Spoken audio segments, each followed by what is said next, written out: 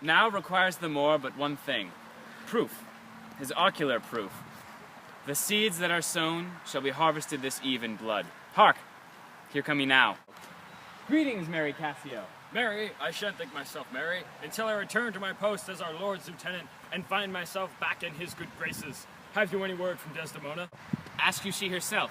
Here she come anon. Fortunate that I meet thee such lady. Have you any word from our Lord as to my post? Alas, I have none, though it is not for want of trying.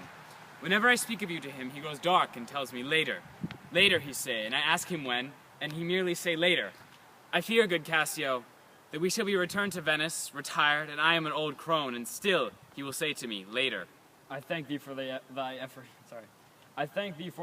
my lady, though I wish I could speak as to the cause of this postponement. What thinkst thou, Toronto? Have Cassio offended the Moor? Nay, brave Iago, he hath but loved him. Then have Desdemona him thus offended? Nay, my lord, trust hath she earned from him, and displayed that she trust him also. Indeed, oh, good Cassio, I shall speak with our lord. Good Toronto, fetch you he.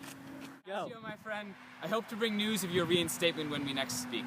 Now get thee hence. 'Twouldn't do to have thee here whilst I speak of thee to Othello. I shall go with him as well. Perhaps we can devise some way to reach the heart of my husband. How fortunate that she give herself cause to leave, independent of my influence. What now, Iago? Hast thou news for me?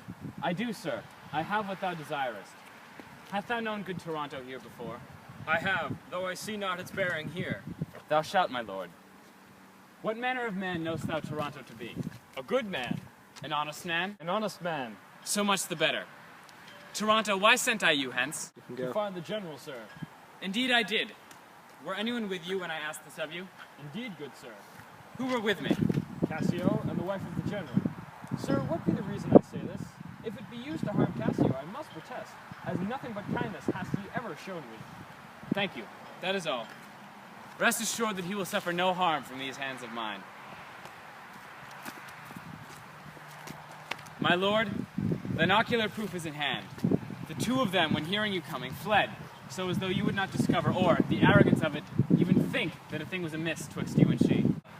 The fools, know they not their denial and avoidance serve only my antipathy? My revenge be greater upon those who will not admit their sins. A dark beast has come upon them now. Iago, good friend, thou must help me execute my black plan. Sir, never doubt that I stand with thee. I never doubted thee, Iago.